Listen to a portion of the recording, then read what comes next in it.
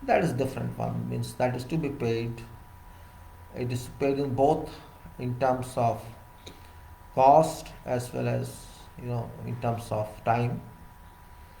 But otherwise, there is no delay.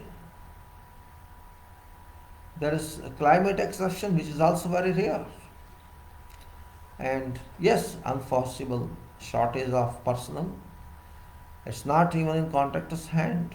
So goods are not available due to some reason. Otherwise, normal supply must be there.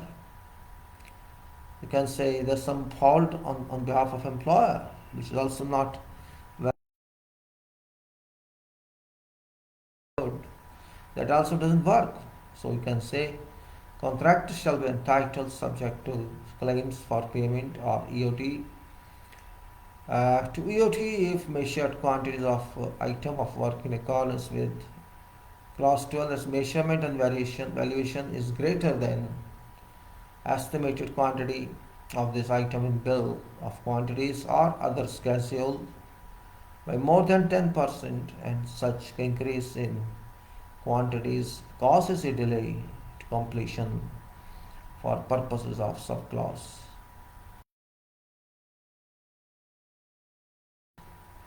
Agreement or determination of such share claim under subclause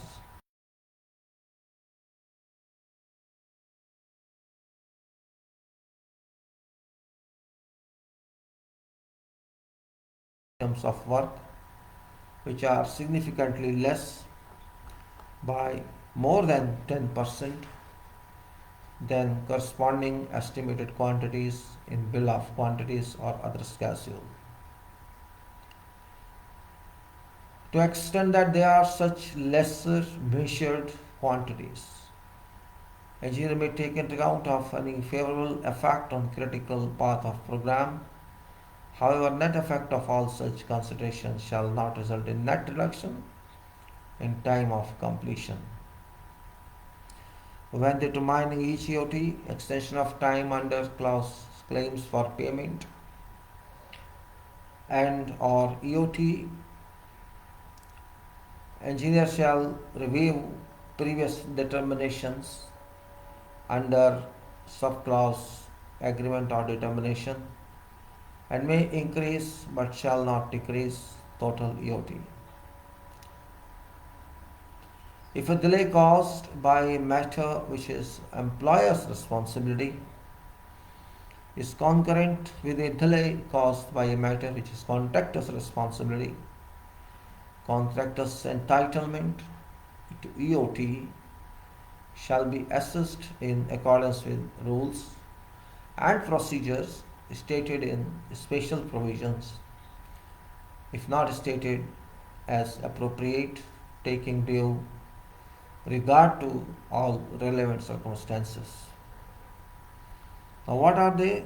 If, now say, contractor has diligently followed procedures laid down by relevant legally constituted public authorities or private utility entities in country, these authorities or entities delay or disrupt contractor's work, and delay or disruption was unforeseeable. So this goes to authorities. Then this delay or disruption shall be considered as a cause of delay under extension of time for completion. What it says, this provided is if a contractor has diligently followed procedures laid down by relevant legally constituted public authorities or private utility entities in country, these authorities or entities delay or disrupt contractors' work, and delay or disruption was unforeseeable, then this delay or disruption shall be considered as a cause of delay under subparagraph extension of time for completion. This is an example.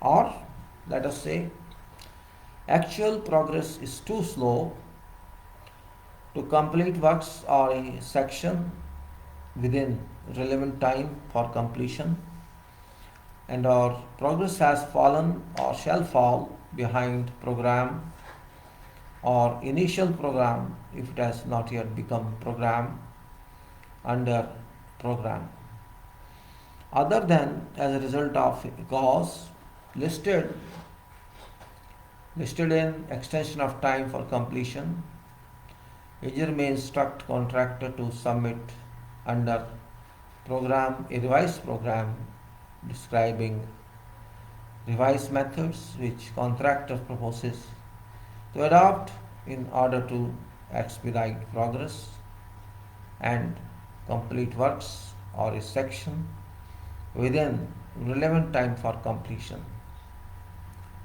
Unless the engineer gives a notice to a contractor stating otherwise, contractor shall adopt these revised methods, which may require increases in number of working hours or in numbers of contractors' personnel or goods at contractor's risk and cost. If these revised methods cause employer to incur additional costs, employer shall be entitled subject to claims for payment or EOT to payment of these costs by contractor in addition to delay damages. Now, variation by instruction shall apply to revised methods, including acceleration measures instructed by engineer to reduce delays resulting from causes listed under 8.5 extension of time for completion. If contractor fails to comply with time for completion, employer shall be entitled subject to claims for payment and or extension of time to payment of delay damages by contractor for this default. Delay damages shall be amount stated in contract data which be paid for every day which shall elapse between relevant time for completion and relevant date of completion of works or section. Total amount due under this subclause shall not exceed maximum amount of delay damages stated in contract data. These delay damages shall be only damage due from contractor for contractor's failure to comply with time for completion, other than in event of termination for contractor's default. Before completion of works, these delay damages shall not relieve contractors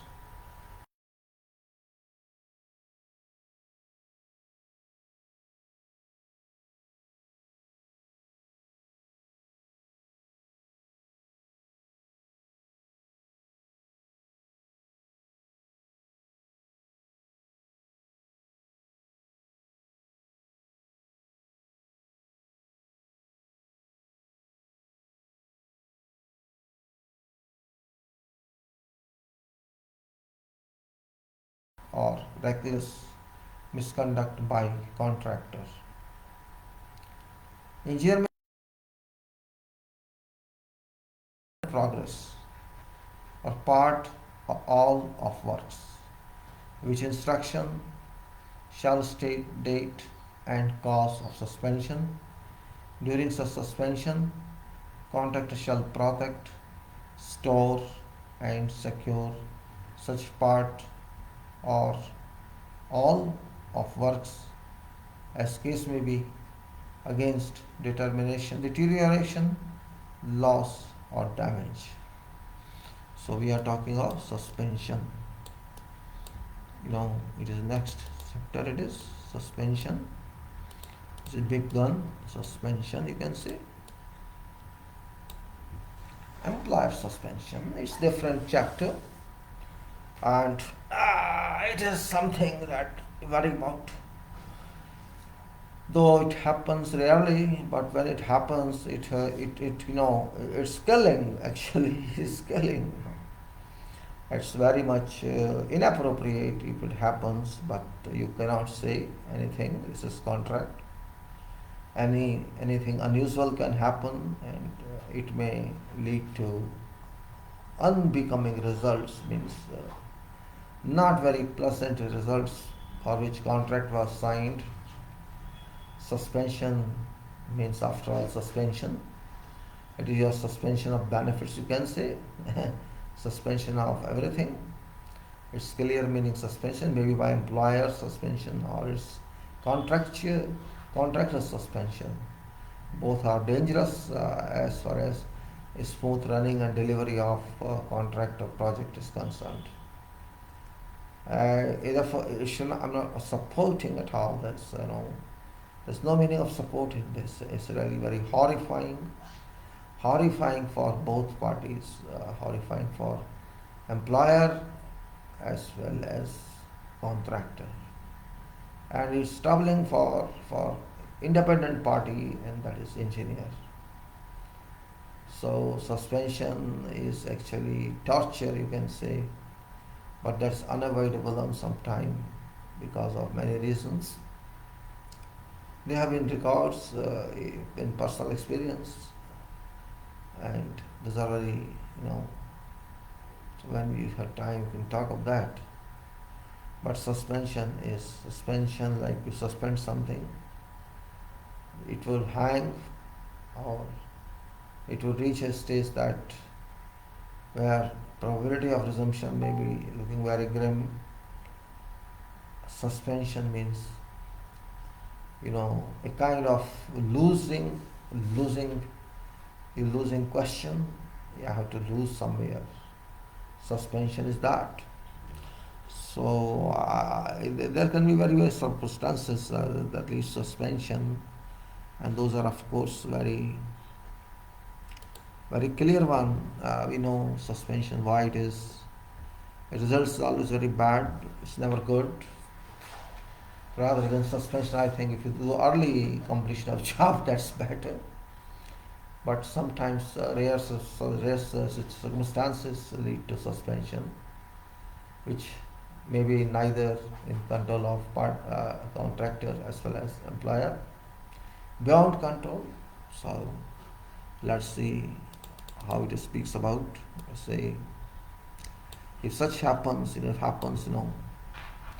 says if such thing happens, engineer may at any time. Engineer may at any time, when say, let's say it is a little bit.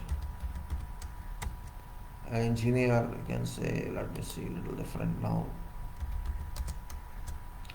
Oh my God, it's going a little. Okay, let us say like this. Hold on. Let me move it there. Engineer may at any time instruct contractor to suspend progress of part or all of works, which instruction shall state date and cause of suspension.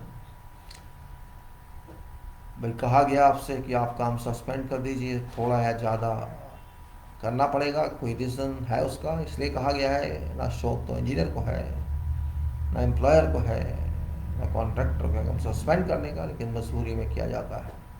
Engineer में at any time, whatever time, instruct the contractor suspend progress of part or all of works, which instruction shall state a date and cause of suspension. During such suspension, contractor shall protect, store, and secure such parts of all works as case may be, against deterioration, loss, or damage. To extend that cause of such suspension is responsibility of contractor, consequences of employer suspension, payment for plant and material, and after employer suspension and prolonged suspension shall not apply. Let us see now what it says.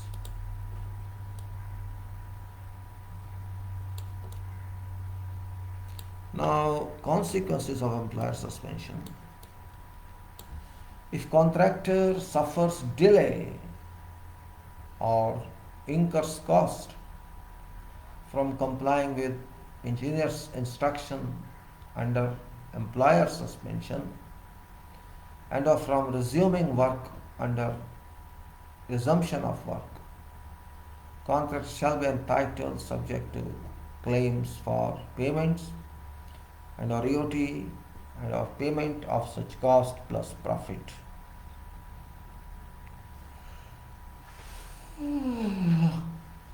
Contractor shall not be entitled to extension of time or to payment of cost incurred in making good.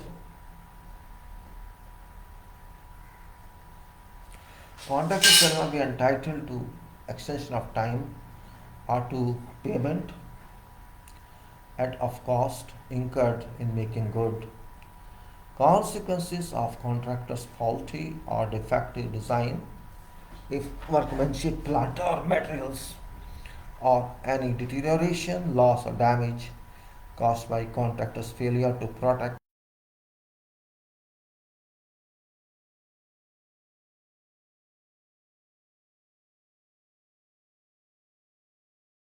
extension of time or to payment of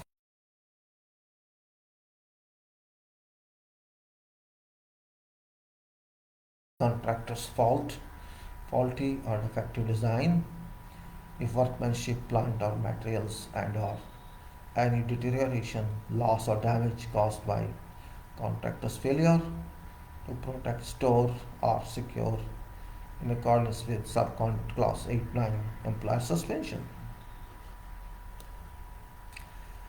Payment for plant and materials after employer suspension. Entitled to payment of value as at date of suspension, instructed under employer suspension of plant or material which have not been delivered to site. Contractor shall be entitled to payment of value as at date of suspension, instructed under employer suspension of plant or materials which have not been delivered to site. If work on plant or delivery of plant and of materials has been suspended for more than 28 days and plant and materials were scheduled in accordance with program to have been completed and ready for delivery to site during suspension period. Contractors provides engineer with reasonable evidence. Contractor provides engineer with reasonable evidence that plant and materials comply with contract, and contractor has marked plant and or materials as employer's property in accordance with engineer's instruction. I'm just reading this just for fun. We will analyze later on. And this is a prolonged suspension. If suspension under subclause 8.9 employer suspension, that is, has continued for more than 84 days, contractor may give a notice to engineer requesting permission to proceed. If engineer does not give a notice, under 8.13, resumption of work within 28 days after receiving contractor's notice, under this subclause, contractor may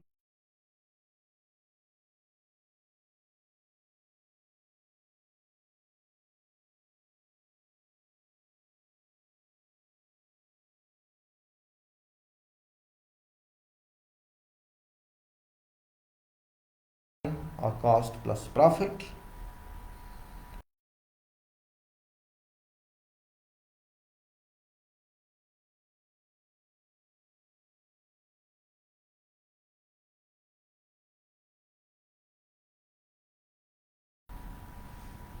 And if parties fail to reach agreement under this subparagraph.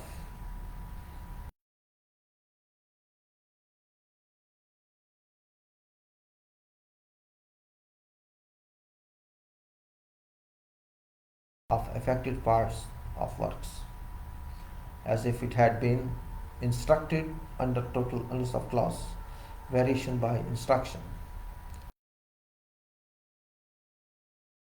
Any further obligation to protect, store and secure under employer suspension. If suspension affects whole of works, contractor may give a notice of termination under termination by contractor. Then resumption of work. Let us see. Contractor shall resume work as soon as practicable after receiving a notice from engineer to proceed with suspended work. At time stated in this notice, if not stated, immediately after contractor receives this notice, contractor and engineer shall jointly examine works and plant and materials affected by suspension. Engineer shall record any deterioration, loss, damage or defect in works or plants or materials which has occurred during suspension, and shall provide this record to contractor. Contractor shall promptly make good all such deterioration, loss, damage or defect, so that works when completed shall comply with contract. Test on completion we'll see later on. So let us see. Contractor shall resume work means after suspension. Contractor shall resume work as soon as practicable after receiving a notice from engineer to proceed with suspended work. So what happens in this case? Let us see. It's very important. At time stated in this notice. If not stated, immediately after contractor receives this notice, contractor and engineer both jointly will examine works and plant and materials. Examine them. They have to examine everything. This is works, plant and materials affected by suspension. Engineer shall record deterioration. You understand deterioration? Shall record deterioration, loss, damage or defect in works or plant or materials which has occurred during suspension, and shall provide this record to contractors. Contractor shall promptly make good all such deterioration, loss, damage or defect, so that works when completed shall comply with contract.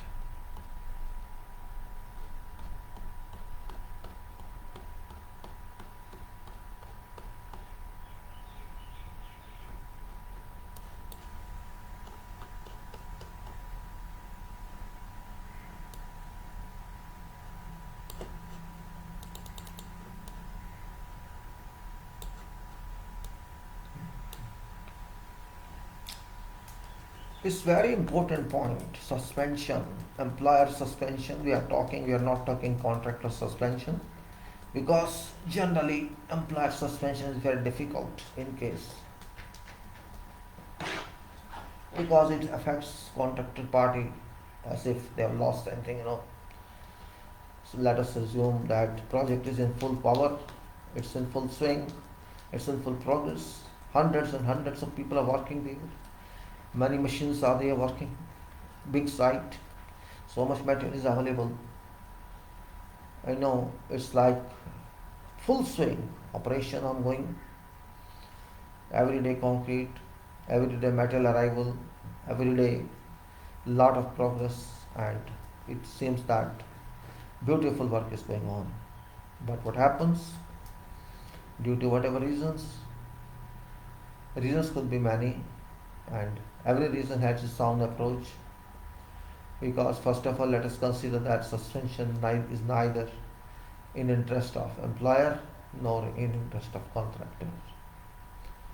That is because it is going, first of all, waste of time, it's doing waste of time, then it's going to, you know, it's going to create a hold on resources, productive resources, you can say, hold on productive resources, like hold on hundreds of people who have been affected.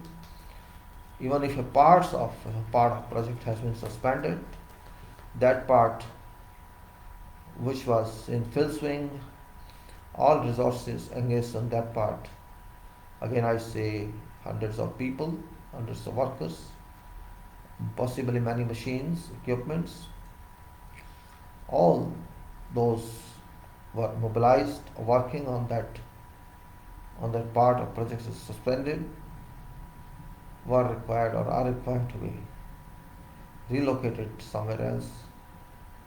Now, where to relocate? Contractor has no site say, and relocation means to other sites. But which other sites? That's not given here.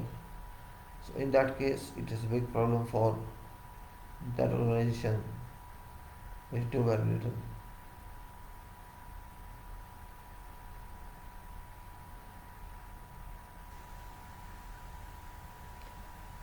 Now it hampers everything, you know. Those people who are now rendered surplus, where to adjust them? Those machines which were hired or not hired, working there. We cannot keep this equipment on hold, and we cannot keep so many people on hold, and also our subcontractors on hold. So when such kind of situation comes in, due to whatever revolutions made, it's a kind of loss of time, and loss of time, which is very important, and it's very awkward situation for contractor to face such incidents.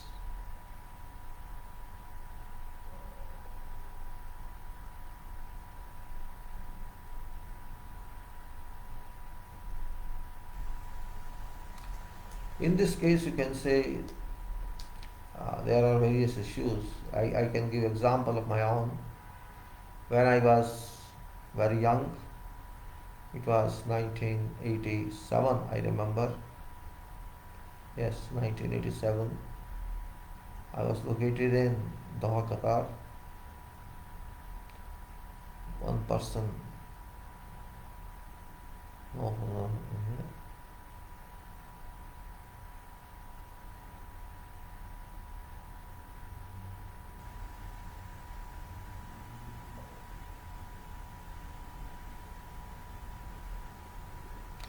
Such suspension is really very troubling if it happens. No, without any basis, or it happens because it is required to happen.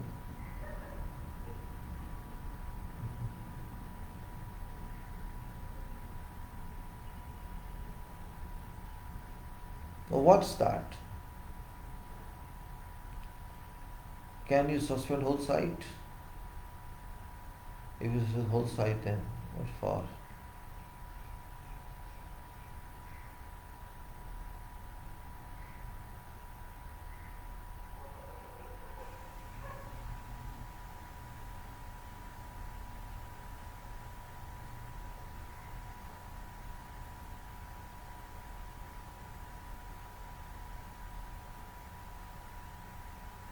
Now you suspended some site. You know, I was just working to make one, you know, firing range, shooting range, you can say. It's about 300 meters long, or more than that, I think. 300 meters long.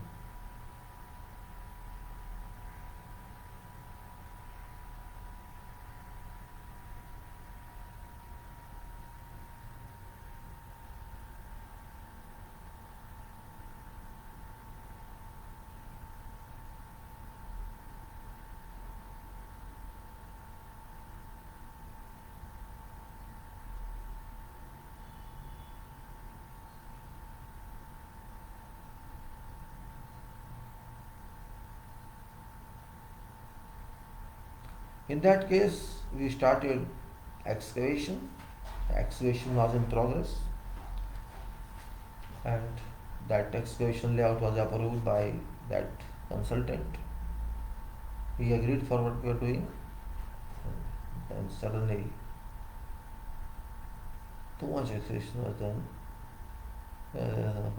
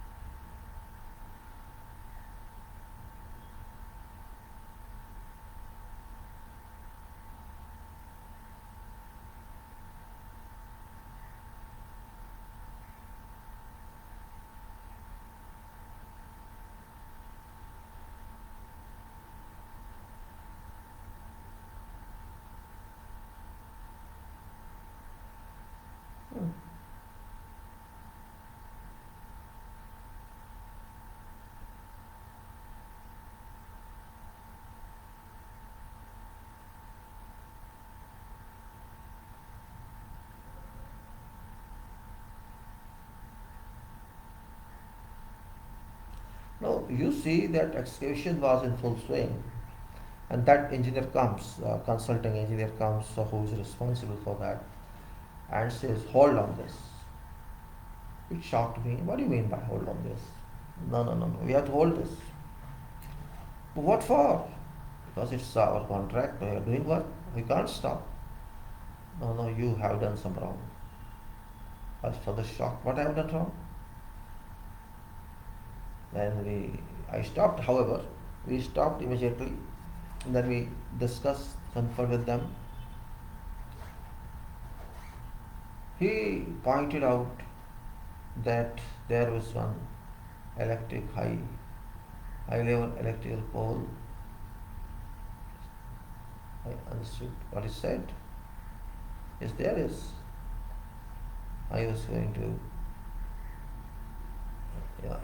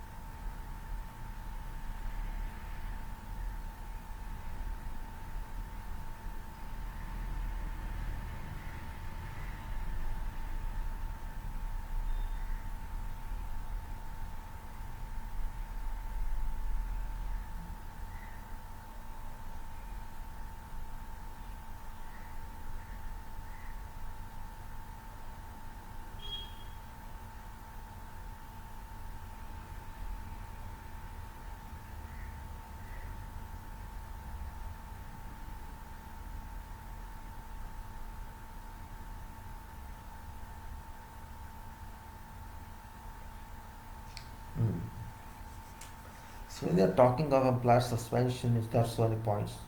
As I said, in that case of firing range, which is 300 meters long, with three shooting targets and three, and bullet trap chamber at a distance of 330 meters from shooting range, and there was an indoor shooting range as well. He says that there was this is firing range and there's electric pole here near this. This electric pole should not be there in 50 meters range of corner of that. But I said, this is your drawing, you proved this, and he did that. Okay, he says, my drawing, it doesn't matter. It can't be done. That's by law, and you have not operated by law. You have not operated contract condition, which is your responsibility. Means this overhead transmission line exists here, and this is not permitted within 15 meters of, or you can say no structure can be erected within 15 meters of its point. So that was the problem, and our building was excavated and lined in harmony.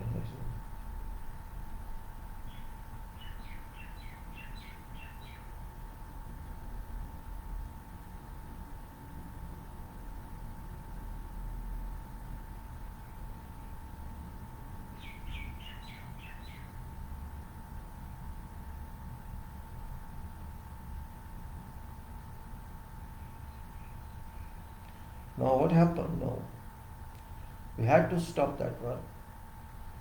We had workers there, we had machines there, all were diverted. It is completely stopped in that area. I was of course very upset that day. There's no way out. Then we called to Department of Judiciary there, armed regulators.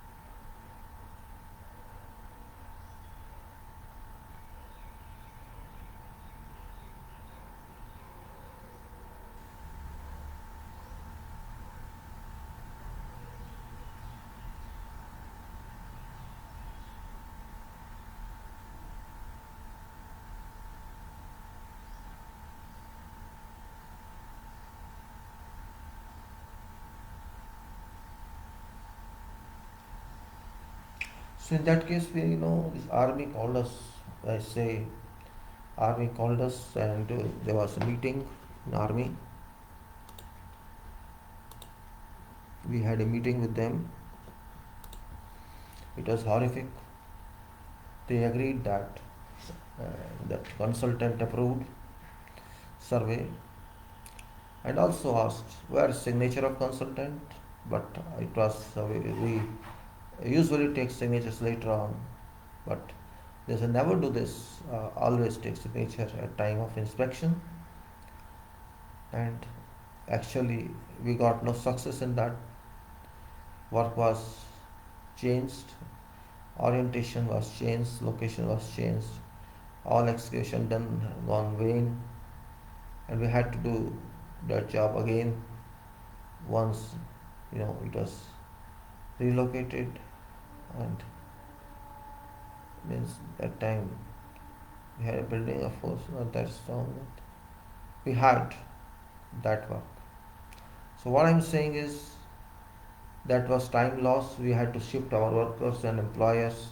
We should make statements every day, means where we are keeping these people, these machines. And he tried to tell us that you can use here, you work here, you work. There are many projects on that, many buildings on that. So we had to shift here and there and there. He did not allow any idling cost, neither idling of workers nor idling of machines, and we I had to, this means we paid somewhere to implement that also. Verify, we paid everything to them about expenses, and we got no benefit. Only we started working other areas, and that's why I'm much worried about contracts issues. Must read documents necessary. Even read from this book alone. There's no problem. And that's only, I'm talking of suspension issue. It's very, very dangerous issue. It's better if it's not done, if project moves without suspension. It may be employers declare suspension, or it may be contractors declare suspension. Both are horrific. Both. I faced in, when I was 6 and just 10 years old.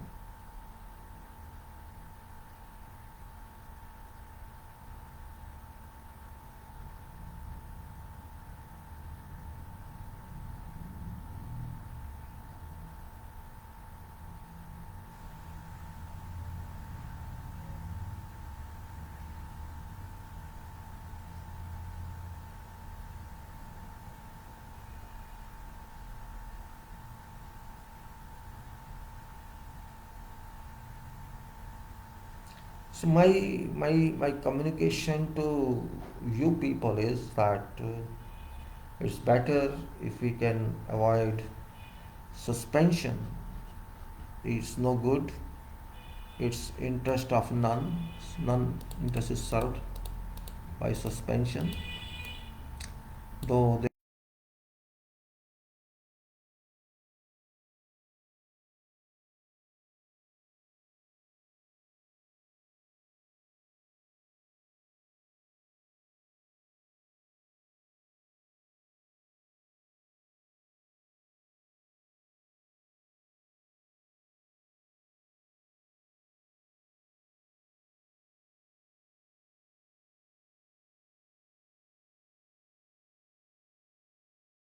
it is interest of contractor, it's an interest of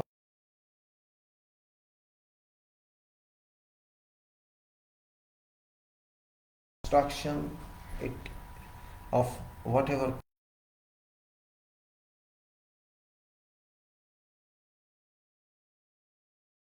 and whatever calculation was made for benefits of everybody. Project cannot move, project cannot be completed, it cannot complete in time.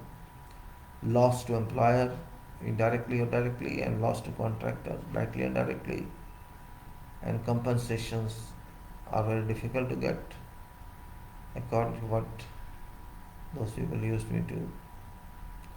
It happened, but time is time, changes are changes. Nobody can help. Sometimes, some cases,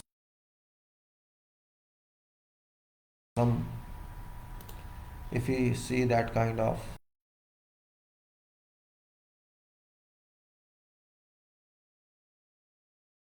situation that leads to such happening or mishappening, you can call it mishappening only because happening has some other dimensions. You can call this happening, mishappening. What shall I call? Project है, सही चलता रहे तो ठीक है. Project है, contract है, employer भी है, कॉन्ट्रैक्टर भी है, ठेकेदार भी है, इंजीनियर भी है, हजारों लोग काम भी करते हैं, कई तरह के मटेरियल होते हैं, सबकी पेमेंट होती है, सबके खर्चे होते हैं, समय है कॉन्ट्रैक्ट का, उसमें पूरा भी करना है. लेकिन नहीं, मजबूरी है, कभी कभी समय भी सही नहीं होता, कहीं ना कहीं कोई प्रॉब्लम आ जाती है, पॉलिसी चेंज हो जाती है. सो क्या होता है उस केस में? सस्पेंड कर दो भाई प्रोजेक्ट को. बड़ा आसान हो गया कहना, suspended. They know what shall happen, but it's a group bad luck. Group means contractor, employer, engineer, all others, stakeholders. सबको प्रॉब्लम कहीं ना कहीं, डिस्प्यूट्स भी हो सकते हैं. These points must be measured rightly, correctly. It's really, sometimes we can say, very unfortunate, but this happens. It's never welcome suspension. Yes, part deletion is fine, sometimes it happens, or some additions can also happen. Those can be adjusted. Some part of project is deleted, or some item is added, some work is added. So there we can compensate, even though there's a problem that you have placed some order or not placed some order, and there's a deletion, omission, while order has been placed, payment has been made. So that also goes against contract, because employer has to pay for that item that has been ordered after approval. So I cannot even say that omission is good, but if it is in time, if it is done only after knowing reaction of contractor, because it's also duty of consultant or engineer to ensure if material has been placed in order, then there's no meaning of deletion of that item, omission of that item. Ultimately, it's going to harm both parties if employer has to pay without work being done. So it's not in interest of employer as well. And if contractor has to pay to someone without being paid by employer, that's also not in interest of contractor as well. Therefore, it's very important that yes, addition of works can be done. It doesn't create problems, because addition means more work. It doesn't mean it's only 50% addition, maybe 5%, 2%, 3%, maximum 10%, for which time can be calculated and extension can be given. So that is expansion of project, you can say, because we just try to add this item to this project so that this contractor can help. Otherwise, it's difficult for everyone to bring another contractor for a small quantity. So that was different case, but a whole change, if you do, we have to suffer. Whole change we have to suffer, and that's why it should be avoided at whatever way, whatever cost, can say. We have to understand this point, that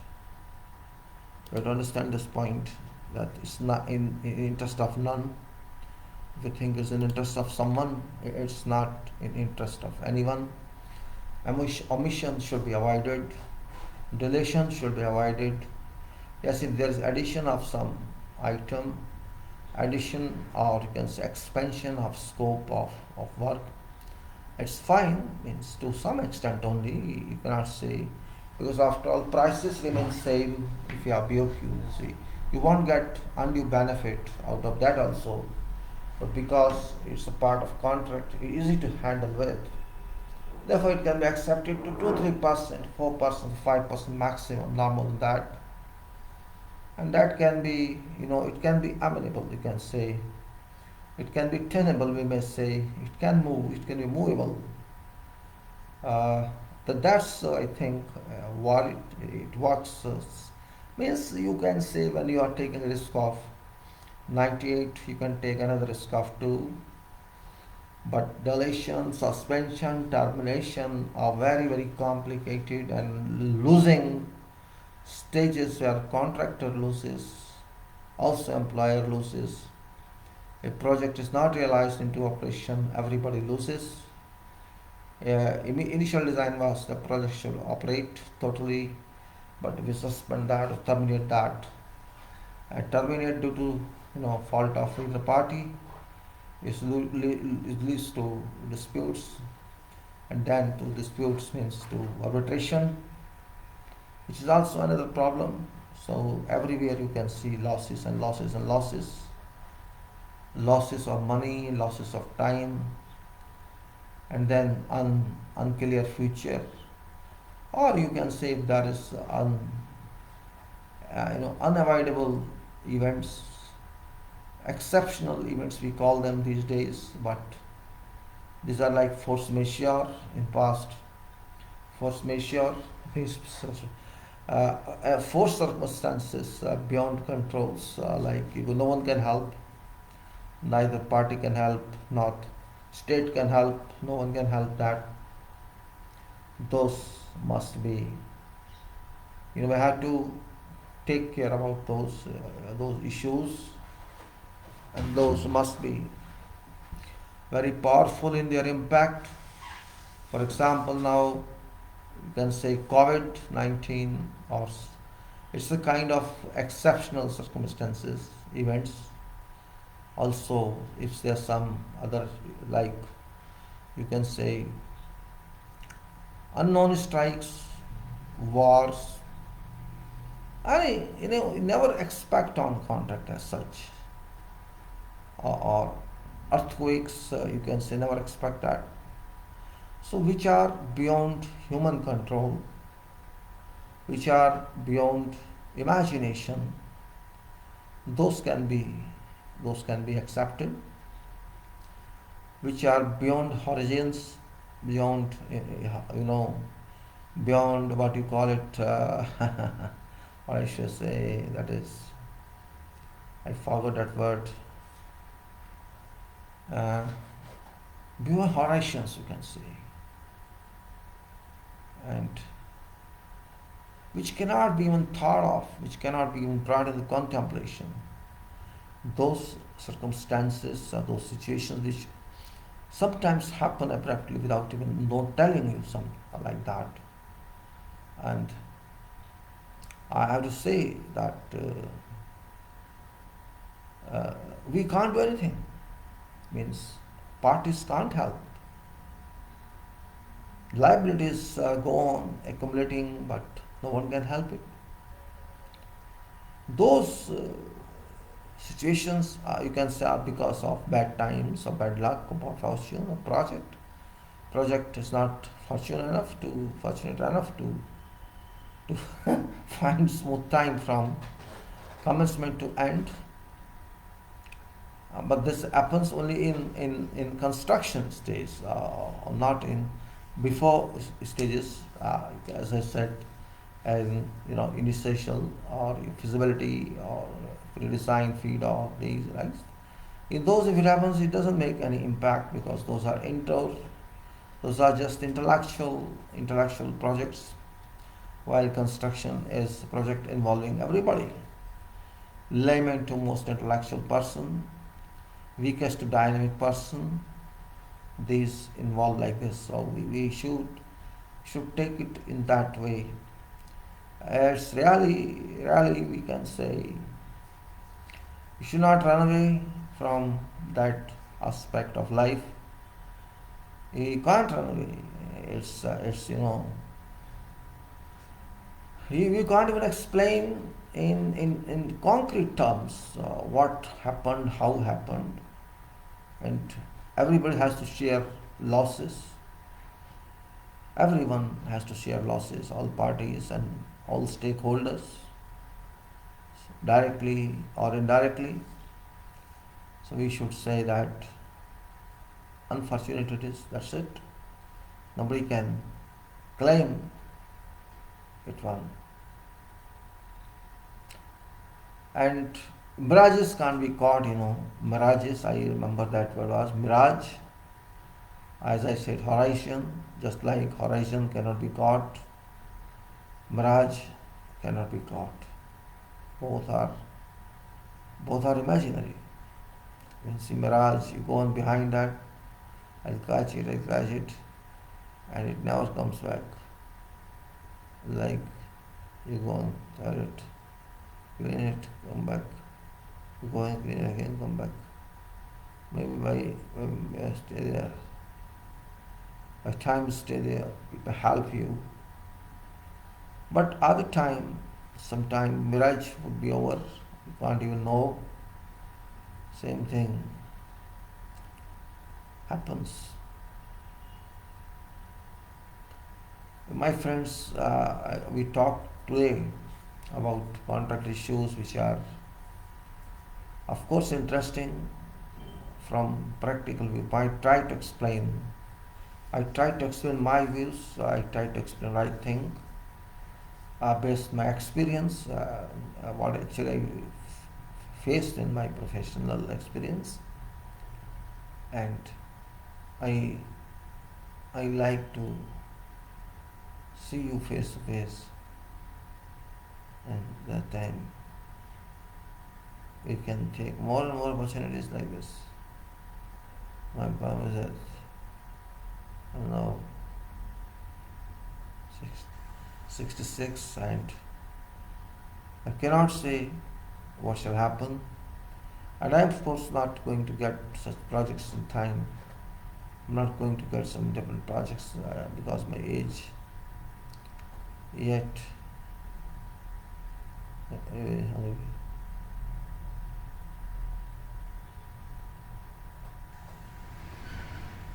It's really interesting to have such talks, deliberations on live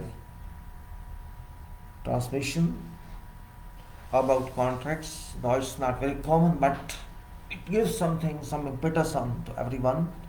And regarding field engineering, civil engineering, designs, methods, contracts, construction, communication, coordination. Because what we are talking, this domain involves all these activities. This involve all these activities directly or indirectly somewhere during this procedure. And if you understand contracts, these are very complicated because these are technical work-based contracts. These are not ordinary contracts, and everybody cannot understand them. Nature of work done, impact by work, and all that we have to understand. It's not that easy, I can only say. It's really wonderful if you understand that. We'll take up remaining portion later because already 4 hours been over, and we have to understand facts of life, not just imagine everything. So my dear friends, I will like to take leave today to continue it to next time, and we will explore further possibilities if what we can understand professionally from these projects. So I can say to all, after a long time I could talk to you at length because my sickness, after a long time I could talk to you at length about contracts of construction, write book, and we'll talk of others also sooner. So I can say thank you very much. I know this is not interest to everyone, but it's of course interest to everybody. And with this, thank you very much. I stop.